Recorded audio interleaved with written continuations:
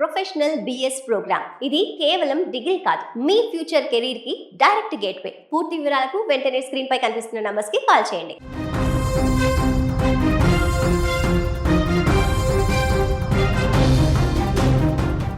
సముద్ర గర్భంలో వ్యాపార నౌకలపై జరుగుతున్న దాడులు అమాయక ప్రాణాలను బలిగొంటున్నాయి. అంతర్జాతీయ జలాల్లో భద్రత కరువై నావికుల కుటుంబాల్లో తీరని నిశ్శబ్దాన్ని నింపుతున్నాయి.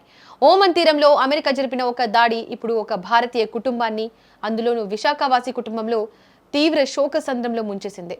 10 రోజుల క్రితం అమెరికా దళాలు జరిపిన ఆకస్మిక క్షిపణి దాడిలో 3 భారతీయ నావికులు ప్రాణాలు కోల్పోయిన ఘటన దేశవ్యాప్తంగా తీవ్ర కలకలం రేపిన సంగతి తెలిసిందే. ఈ దారుణమైన ఘటనలో విశాఖపట్నానికి చెందిన merchant navy chief engineer Patnala Suresh తీవ్రంగా గాయపడి అక్కడికక్కడే మృతి చెందారు. విధి నిర్వహణలో ఉంటూ అంతర్జాతీయ రాజకీయాల ఘర్షణకు బలైన సురేష్ భౌతిక కాయం 10 రోజుల తర్వాత ఎట్టకేలకు స్వస్థలానికి చేరుకుంది. ఈ విషాదకరమైన దాడి ఓమన్ సముద్ర తీరంలో ఒక మర్చెంట్ నౌకపై జరిగింది.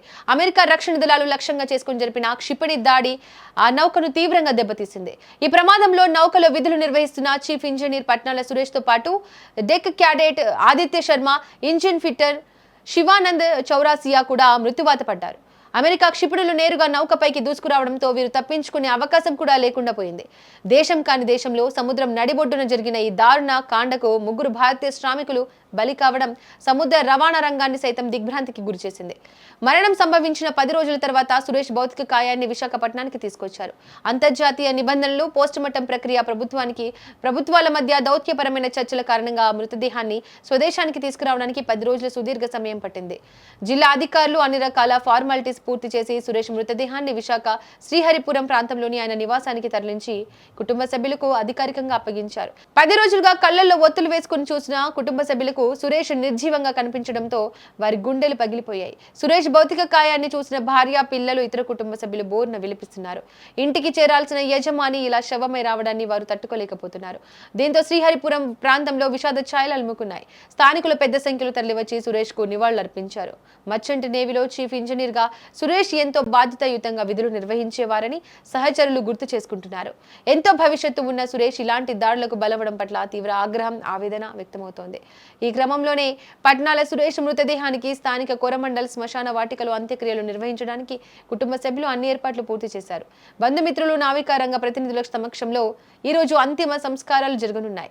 ఏదైతే వార్ ప్రదేశంలో మరణించారో ఆ బాడీని ఈరోజు శ్రీహరిపురంలో రావడం జరిగింది. ఆ కుటుంబ సభ్యులకి చాలా బాధాకరం, చాలా దురదృష్టకరం.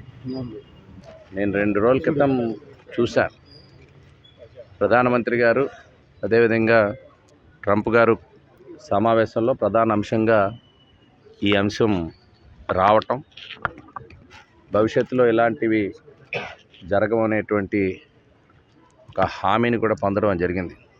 దానికి ముందుగానే ఈ ఘటన చేసుకోవడం, 3 భారతీయులు చనిపోవడం అనేది జరిగింది. అందులో మన ప్రాంతవాసి, తెలుగువాడు, విశాఖవాసి ఉండడం అనేటువంటిది బాధాకరం.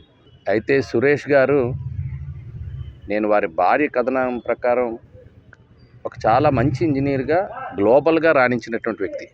గ్లోబల్లో ఉండేటువంటి చాలా కంపెనీస్ అక్కడ ఉండేటువంటి మిగిలిన ఇంజనీర్స్తో కూడా ఒక కార్డియల్ రిలేషన్ కానీ, ఒక ఎఫిషియెంట్ ఇంజనీర్గా రాణించడం అంటే వర్కాలిక్గా ఆ పెర్ఫార్మెన్స్, ఆ వర్కింగ్ నేచరు, ఆ మేనేజ్మెంట్ కూడా ఈయన్ని ఎప్రిషియేట్ చేయటం, ముఖ్యంగా ఒక ధైర్యవంతుడిగా ముందుకు వెళ్ళడం అనేటువంటిది జరుగుతూ ఉండేది.